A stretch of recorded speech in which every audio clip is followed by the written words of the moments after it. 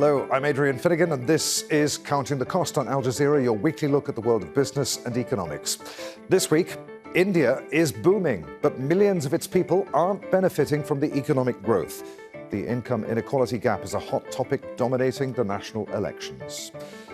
The US is the world's biggest donor of foreign aid, but do American people know where their tax money is going? And does the funding help to boost global stability? And faced with an unprecedented climate crisis, Zambia halts charcoal production permits. But many Zambians say the move will deprive them of their only source of energy. India is the fastest growing major economy in the world, but the benefits of India's growth aren't trickling down to poorer people. The richest 1% of the population owns 40% of the country's wealth. The inequality gap has widened sharply under Prime Minister Narendra Modi's decade in power.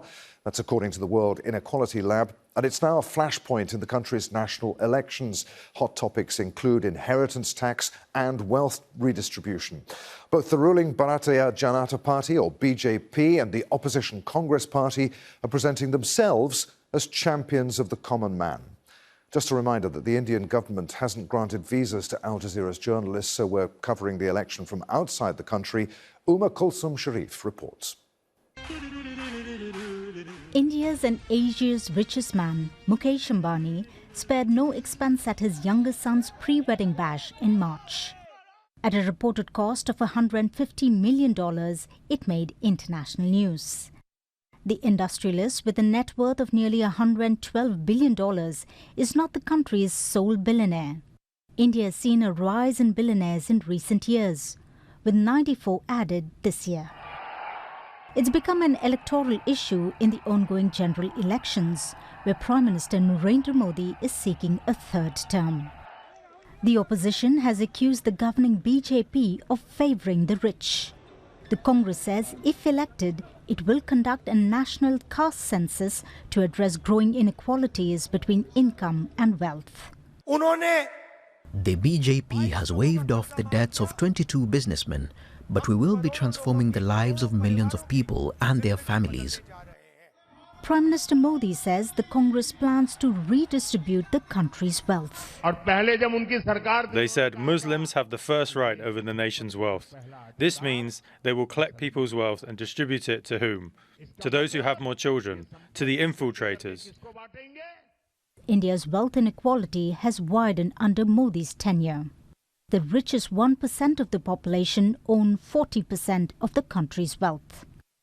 According to data from Forbes, industrialist Gautam Adani's net worth rose from nearly $7 billion in 2014 to nearly $82 billion this year.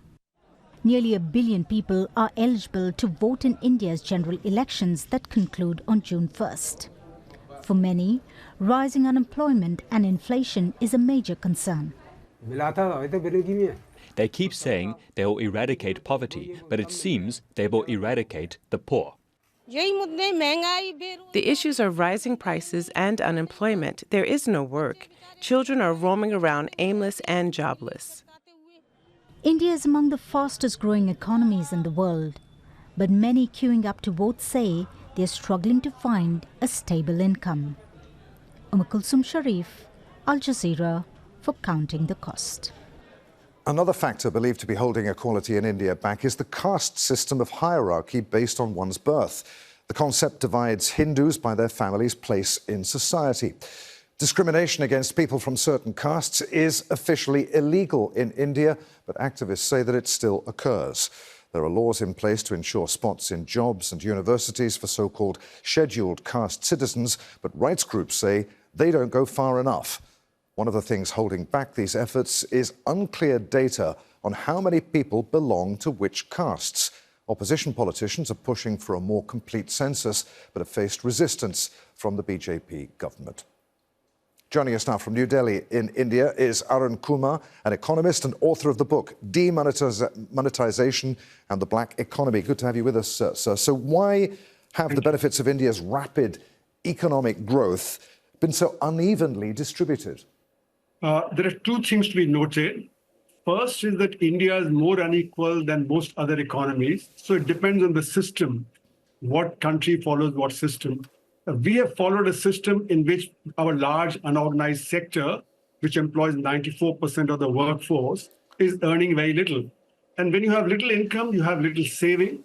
So the more income you have, the more savings you have. And therefore, what's happening is the incomes are concentrated in the hands of 3% of the population, and they are saving a lot. So their wealth is increasing. But that of the 94%, there are 300 million people registered on a portal set up by the government for these people, and 90% report they're earning less than $120 per month. So you can imagine they can't save anything, whereas the well-off save a lot. So this inequality is a structural problem in the Indian economy, where the unorganized sector earns very little. The organized sector, and especially those with businesses, they earn much more. So what do you make of the debate that's raging at the moment about wealth redistribution? Is that a good idea or a bad idea? Could it even be achieved?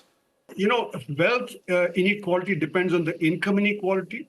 If you reduce the income inequality by creating more employment, as your report suggests, large number of poor people are underemployed or unemployed.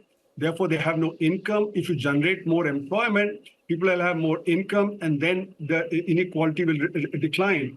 So you don't actually take money from somebody and then redistribute. But what you do is you levy maybe a wealth tax for reducing the current inequality. And then you have an inheritance tax for across generations, so that parents don't pass on their wealth to the siblings, and therefore, the inequality across generations declines. So in other words, these have been suggested at the international level. There is something called the Hague-Simons definition of taxation, which says that if you have wealth, then you are unequal as compared to somebody else who has just an income. So wealth taxation comes from there, and from the ability to pay argument of income taxation. But I can imagine particularly the issue of inheritance tax being quite a politically contentious issue. That's the way it's been presented, but actually only the top 3% have wealth which could be taxed, or inheritance which could be taxed. It's not applicable to 97%, but the way it's presented is as if even the lower middle class will actually be taxed. So it's suggested that the government will be like a Robin Hood. But that's far from the reality. Globally, if you look at Warren Buffett and various other rich people in America, they've been saying that capitalism cannot survive unless the rich pay more taxes. And he said that his secretary, who earns maybe a fraction of what he earns, pays a higher tax rate. President Biden also said the same thing. So in other words, the rich have to pay more taxes if capitalism is to survive, because inequality leads to shortage of demand. It leads to political and social problems in the economy. And therefore, you require to reduce inequality. And therefore, wealth taxation and inheritance tax are something that can be used to reduce this inequality across generations also. So from what you're saying, despite the arguments by many who say that wealth redistribution would hinder India's economic growth, it would actually do the opposite. Quite right. Actually, this inequality in wealth, it's not as if it's suddenly come. It's been growing. What it means is that the systems are weighed against the poor people. If they had more employment, if they had more opportunities to earn income, their wealth would also grow, then the inequality would not be so much. That's why there are countries where the inequality is much less. India's 137th rank in per capita income, but has the third largest number of billionaires. So even Germany and Japan, which have a per capita income 20 times our, they have fewer billionaires than us. What it means is that our systems are very unequal. The way the technology displaces people, the way the investment pattern is, for 6% of the population in the organized sector, you have 80% of the investment. For the 94%, you have only 20% of the investment. And for those in agriculture, 46% of the workforce, you have only 5% investment. So the more investment you have per capita, the more the income. The less the investment per capita, the less the income. So we have to correct these imbalances in the economy, where the government policies have favored the organized sector against the unorganized sector. So that has to change. And just briefly, so what do you make of the Prime Minister's accusations that that Congress is arguing when it talks about redistributing wealth for taking money from Hindus and giving it to Muslims? Well, that's an election argument. When actually Prime Minister Modi started off with a non-communal agenda, where he was saying that he'll definitely give guarantees for various things. He'll have more than 400 seats in parliament. etc. Now he's finding that that's not worked, so therefore he's gone on a communal card where he's saying that Muslims are being favored by the Congress, which is not the case. Actually, the Muslims are one of the most deprived segments in the Indian system. There was the report in 2006 which said that they are the most deprived in the Indian context and they need support. So what the Prime Minister is quoting is from that time, 2006, 7, 8, saying the Prime Minister said that the Muslims will be supported. But when you support the poor, it doesn't mean you support a community. There are others also who are poor, like for instance, the Dalits, the untouchables and people like that. So what the Congress manifesto is saying is that we'll support all of them. It's not just Muslims or one community or the other. So this is an election strategy that the Prime Minister has adopted, even though just 2 days back he said, I will not use the communal card, but he has been using the communal card from time to time. Really good to talk to you, sir. Many thanks indeed for being with us, Arun Kumar. Thank you, Lenny. Thank you. American military hardware continues to kill Palestinians. The US says that Israel may have violated humanitarian law using American weapons in its war on Gaza. Pressure is growing on President Joe Biden to end that military support. Israel is among the biggest recipients of American foreign aid, funded mainly by taxpayer dollars. Many Americans are now questioning whether Washington spends too much money to support its allies. Opponents say that funding could be better spent at home, developing US infrastructure and defending borders. In 2022, total US foreign aid topped $70 billion for the first time in 70 years, fueled by its military support to Israel and Ukraine. It's on track to smash through that record in 2024.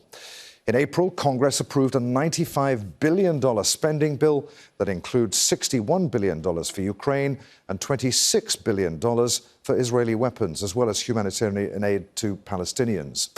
Calls are increasing for the US to use its leverage with Israel to force it to halt its war on Gaza. Well, US President Joe Biden's been pushing for more assistance to Ukraine for months and hailed the passage of the bill as a win for America's allies. It's going to make America safer. It's going to make the world safer, and it continues America's leadership in the world, and everyone knows it. It gives vital support to America's partners, and so they can defend themselves against threats to their sovereignty and to the lives and freedom of their citizens. And it's an investment in our own security, because when our allies are stronger, and I want to make this point again and again, when our allies are stronger, we are stronger. But just weeks later, Biden made his strongest condemnation yet of Israel's war, saying that the US would not supply offensive weapons to Israel if it invaded Rafah, where more than 1 million Palestinians have been sheltering.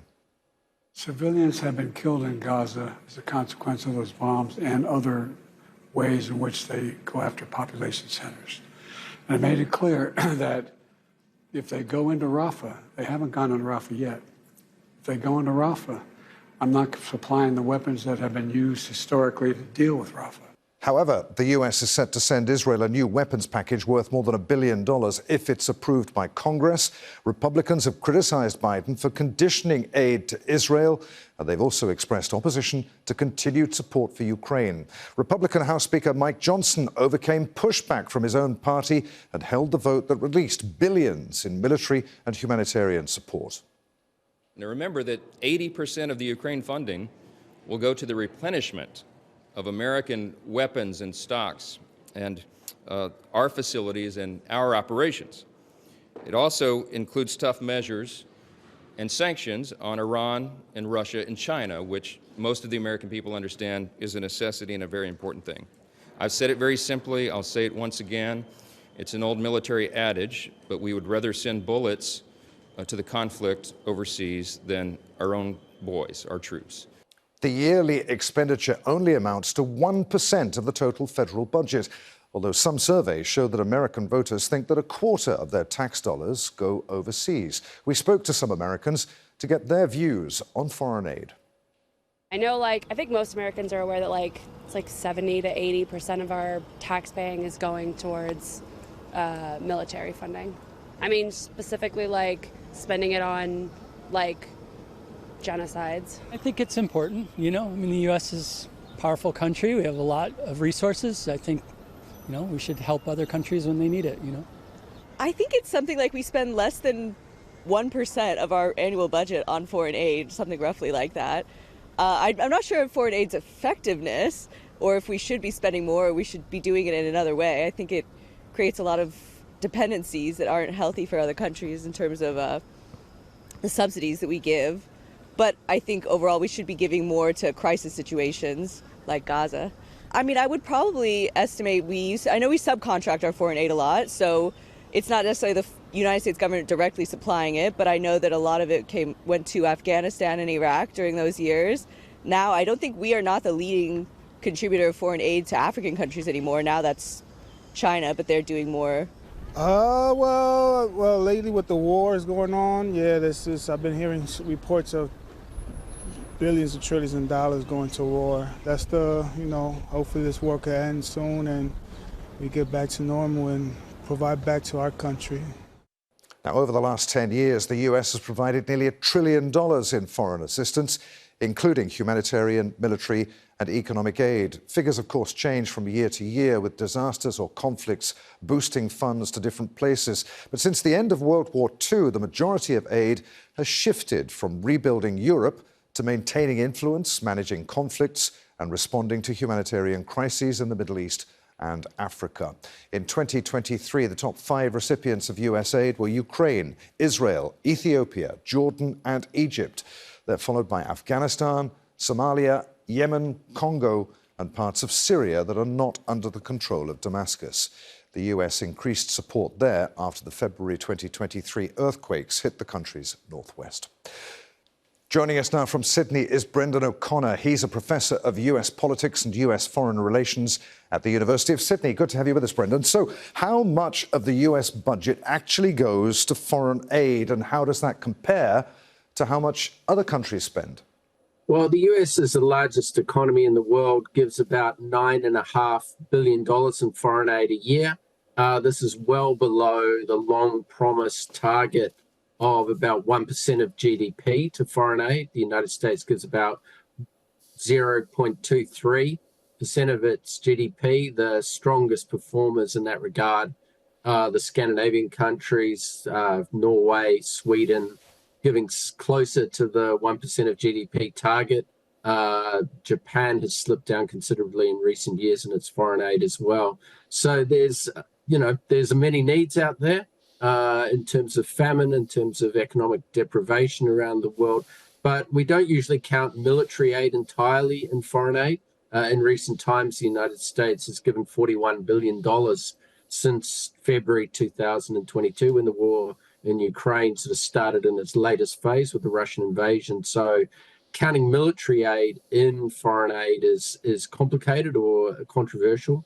And this is, I suppose, in your lead-in package talking about aid to Israel, this is obviously a very controversial issue, with Israel being a pretty wealthy country, higher per capita GDP than Spain, higher than Japan these days, higher than the country I come from, New Zealand. So it has a fairly strong economy on a global sense, but still receiving around $3 to $4 billion in aid, largely military aid, from the United States every year. How much of that military aid actually comes straight back into the US and benefits the military-industrial complex? Yeah, great question. Nearly all of it, in most cases of military aid that the United States gets, means other nations are buying American technology, American produce weaponry. But Israel has a few exceptions to this. Israel is able to spend some of that aid on its own, in its own military industries within Israel that are not in partnerships with the United States. So it has some degree of freedom, a bit more often than other countries in this regard. You probably heard our very unscientific straw poll where we spoke to Americans out onto the street. Do you think that US taxpayers really know how much of their tax dollars go toward providing military assistance rather than humanitarian aid?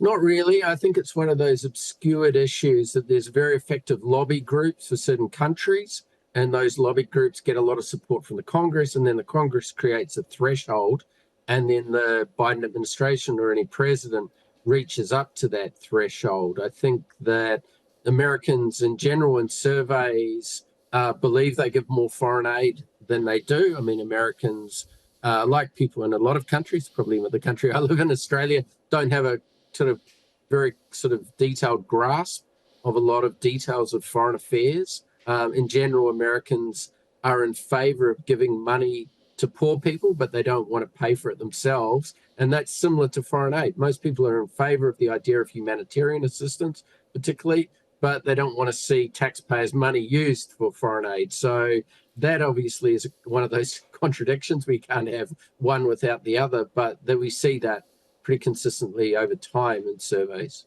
And does the US set conditions when it gives foreign aid? For instance, does it only give to countries whose political objectives and levels of democracy are similar or aspire to be like its own? Does any of this money end up being misused by autocratic leaders, for example? Well, all of the above. I mean, you can find plenty of examples where foreign aid has been misused, where it's used for very political aims, where it's used to gain economic access into, say, the Congo at the moment, which is the base of the largest UN operation. There's very valuable minerals there. So the concern and interest about that part of the world, which is at some level genuine. There's been terrible civil wars, terrible death tolls in the Congo, but also there are, valuable, very valuable sort of special mineral resources which the United States and other countries are very concerned about. So, yeah, there's often a specific reason to give the aid. One of the interesting things of the Trump administration is that due to a kind of neglect of some of these issues, it continues on during the Trump administration because they don't get down to that level of detail, hardly appointing ambassadors to a lot of countries or taking a long time to.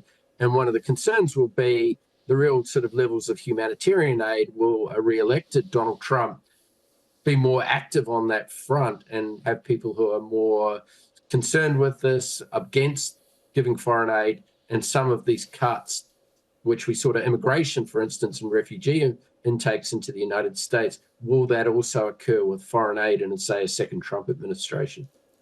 Professor, it's been great to talk to you. Brendan, thanks very much indeed for being with us on Counting the Cost. My pleasure. President Joe Biden has ramped up tariffs on $18 billion worth of Chinese imports that include electric vehicles, advanced batteries, solar cells, steel, aluminium, and medical equipment. The White House said the measures were in response to unfair policies and aimed to protect American workers. China opposed the hikes and said that it would take retaliatory action. And we'll be discussing all of this in a future edition of Counting the Cost. Apple has apologized for making a new iPad commercial that showed an industrial compressor crushing tools for art, music, and creativity. The company said its marketing decision had missed the mark after it faced a backlash from designers, actors, and artists. The ad was seen as a metaphor for how big tech has cashed in on their work. Artists are worried that artificial intelligence, which can write poetry and create movies, may even take their jobs away. Prices of copper are getting red hot on international markets, rising recently to a 2-year high on the London Metals Exchange. The metal is important to the green energy transition and the manufacturing of electric vehicles, power grids, and wind turbines. The price rally is fueled by a lack of investment in new mines, supply risks, and the prospects of a growing demand for such metals. Air Vanuatu cancelled all flights and grounded their planes after the airline went bankrupt. Thousands of passengers were stranded in the small Pacific island nation of Vanuatu. The airline has been struggling with labour shortages, rising operating costs, and weather-related issues in recent years. Tourism accounts for 48% of the nation's GDP, and business owners fear the sector will bear the brunt of the airline's grounding. Zambia's government is stopping charcoal from being produced in several districts. Ministers say the move is needed to fight climate change, but many people rely on it to cook food and for their livelihoods, and say they have no alternative source of energy. Al Jazeera's Haru Matassa reports. A drought in Zambia means the Kariba hydropower station can't generate enough electricity. A lot more families are using charcoal for fuel because of rolling blackouts. It's cheaper to buy than gas or petrol for generators. But the government has banned the production of charcoal in some areas, saying the practice is killing the environment and needs to stop. Samuel Chantebe can sell a bag of charcoal for $6 at the market. Number 1967. I was born in 1967, and I have been making and selling charcoal since I was a small boy. It's how my father raised his family. It's how I have been providing for my wife and children. Charcoal is made by shoveling soil onto a kiln. The wood inside burns with little oxygen, leaving the black carbon residue. For other people like Jane Pandey, charcoal is a lifeline for her family. She's one of thousands in the capital, Lusaka, who can't afford to always buy electricity. I use charcoal to cook beans and food for my children. I also boil water so my children can bath. This ban will be bad for us. But the government says the destruction of trees is contributing to climate change, and government leaders say a ban on charcoal is necessary to protect what's left of the country's forests. And a current drought brought on by the El Niño weather phenomenon is being made worse by deforestation and the degradation of land. The devastation is unbelievable. So we wanted to make a statement there that we have too much to lose by allowing charcoal burning in that area. So in that area, there will be no charcoal burning. Charcoal production is an age-old cultural practice in Zambia, passed down from one generation to another. It's to translate policy into action. That means we have to mobilize the means of implementation, capacity, technology, and resources together. And not only just make people aware, but carry them with us to transition together. Because change is not an easy path. Families sometimes make additional cash by selling crops they grow in the fields. But a lack of rain this season has wiped out their harvests. And they say the government's ban on charcoal production is adding to their hardship when they're already struggling to cope with that severe drought and a rising cost of living. Haru Mutasa, Al Jazeera, for Counting the Cost. And that's our show for this week. If you'd like to comment on anything that you've seen, I'm at A Finnegan on X. Try to remember to use the hashtag AJCTC, or you could drop us a line. Countingthecost@aljazeera.net is our email address. As always, there's plenty more for you online at aljazeera.com/CTC. That takes you straight to our page, and there you'll find individual reports, links, and entire editions for you to catch up on. But that is it for this edition of Counting the Cost. I'm Adrian Finnegan from the team here in Doha. Thanks for being with us. The news on Al Jazeera is next.